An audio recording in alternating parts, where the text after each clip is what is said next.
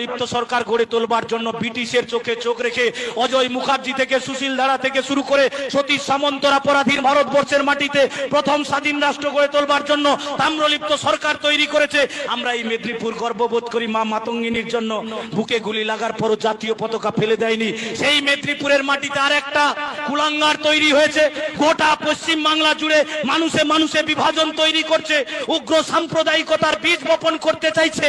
এ দল ও দল লাফানোর পর এখন বিজেপিতে গিয়ে পড়েছে। সাবধান থাকতে হবে।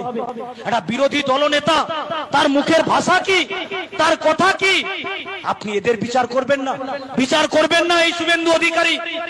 আরে আমরা তো গর্ব করে বলি যে আমরা সেদিনও আপনি যখন যে দল করতেন আক্রমণ করেছেন, আমরা আজও সেই দলটা করি আপনার বিরুদ্ধে লড়াই করবার জন্য। আরে উনি তো এখন দল পাল্টাতে পাল্টাতে বাপটাও পাল্টে ফেলেছেন, দেখেছেন না? বলছে আমি মোদির বাচ্চা। আরে কে কার বাচ্চা আমার বিতর্ক নেই। আমরা জানি যে আপনি এতদিন এ দল ও দল বদল করতেন, হঠাৎ করে বাপটাও বদল করবেন এটা কেউ ভাবতে পারেনি। মেদিনীপুরের মানুষ আমরা কৃষ্টি সংস্কৃতি ঐতিহ্যের দিক থেকে এগিয়ে। উনি নাকি গর্ব করেন ওনার পূর্বপুরুষরা স্বাধীনতা সংগ্রামী। আরে স্বাধীনতা সংগ্রামী কখনো হিন্দু মুসলমানের মধ্যে ভাগ করেনি, তারা ঐক্যবদ্ধভাবে লড়াই করেছে। লজ্জা করে আমাদেরকে ওনাদেরকে দেখলে গিরগিটির মতো রং বদল করে। দেখতেন না যখন তৃণমূলে ছিল, এই যে ইব্রাহিম বলছিল একটু আগে, যখন তৃণমূলে ছিল তখন আপনি দেখতেন কি আমার মুসলিম ভাইদের ইফতার পার্টিতে সাদা টুপি পরে নিয়ে বসে যেত। আবার দেখুন তৃণমূল ছেড়ে বিজেপিতে এলো, বিজেপিতে আসার পর আপনি কি দেখলেন না, এখন নামাবলী গায়ে নিয়ে হরে কৃষ্ণ করে চারদিকে প্রচার করছে। এই দৃশ্য কোথায় দেখেন? ছদ্মবেশ দেখেছেন? আরে এতদিন ছদ্মবেশে দেখেছি, কেউ হিন্দু সাজে, কেউ মুসলমান সাজে, কেউ খ্রিস্টান সাজে।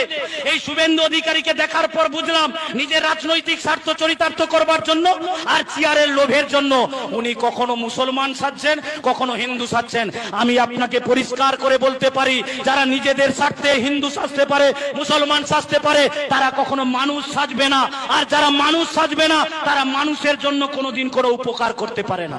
বিচার আপনাকে করতে হবে, এদের ধূর্তামি বুঝতে হবে। তৃণমূলে থেকে বিভ্রান্ত করেছিল, পাড়ায় পাড়ায় বলেছিল হরে কৃষ্ণ হরে হরে, তৃণমূল ঘরে ঘরে। আপনি পুরনো রেকর্ড দেখুন শুভেন্দু অধিকারী।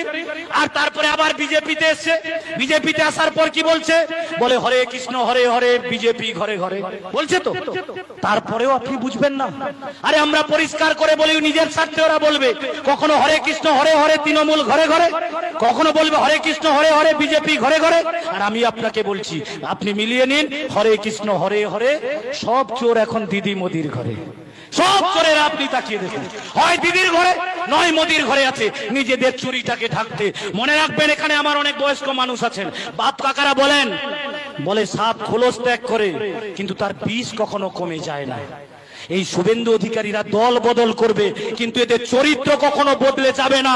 মায়েরা আছে জানে ঢেকি স্বর্গে গেলেও ধান ভাঙে, আর শুভেন্দু অধিকারীরা যেখানেই যাবে এরা চুরি করবে, লুট করবে, সন্ত্রাস করবে, আক্রমণ করবে, এর বাইরে এরা কিছু করতে পারে না। তাই এদের সম্পর্কে সচেতন থাকতে হবে, সচেতন থাকতে হবে আপনাদের। রাজ্যের সরকারটা যারা করছে, আমি আমার কথা শেষ করব, যন্ত্রণার কথা এটা।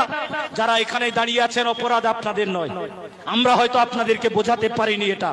যখন 2011 সাল এই মমতা ব্যানার্জির স্লোগান ছিল সেদিন দু হাতে কাজ আর পেটে ভাত, দু হাতে কাজ পাবে পেটে ভাত পাবে, সেই প্রত্যাশা নিয়ে আমার আপনার পরিবারের ছেলে মেয়েগুলো মমতা ব্যানার্জিকে ভোট দিয়েছে। 11 সালে মমতা ব্যানার্জিকে মুখ্যমন্ত্রী চেয়ারে বসিয়েছে। মনে পড়ে 11 সাল আমার আপনার পরিবারে পাড়ায় পাড়ায় দু হাতে কাজ পেটে ভাত, সেই স্বপ্ন নিয়ে আমার আপনার পরিবারের ছেলেমেয়েরা ভোট দিয়েছে। 2011 সালে মমতা ব্যানার্জিকে মুখ্যমন্ত্রী চেয়ারে বসিয়েছে। আর ওই মমতা ব্যানার্জিকে মুখ্যমন্ত্রী চেয়ারে বসানোর পর সেই মমতা ব্যানার্জি আজকে আমার আপনার পরিবারের ছেলে মেয়েগুলোকে রাস্তায় বসিয়ে দিয়েছে। দেখছেন না? দেখেননি কলকাতাতে কারা রাস্তায় বসে আছে? যাদের শিক্ষকতা চেয়ারে বসার কথা ছিল তারা রাস্তায় বসে আছে। শামীমদা আছেন এখানে, বলবেন ওনারা লড়াই করে যাচ্ছেন এই অন্যায় অত্যাচারের বিরুদ্ধে। আজকে দেখলেন মাস্টারমশাইরা কিভাবে আক্রান্ত হলো পুলিশের দ্বারা, লাঠিচার্জ হলো, রক্তাক্ত হলো, মাস্টারমশাইরা পড়ে গেল মাটিতে। আর আমার গোটা বাংলার মানুষ নীরব থেকে গেল। প্রশ্ন করবেন না একবার? প্রশ্ন করবেন না একবার? আজকে যারা এখানে বসে আছেন মাইকের কথা শুনছেন, বাড়ি ফিরলে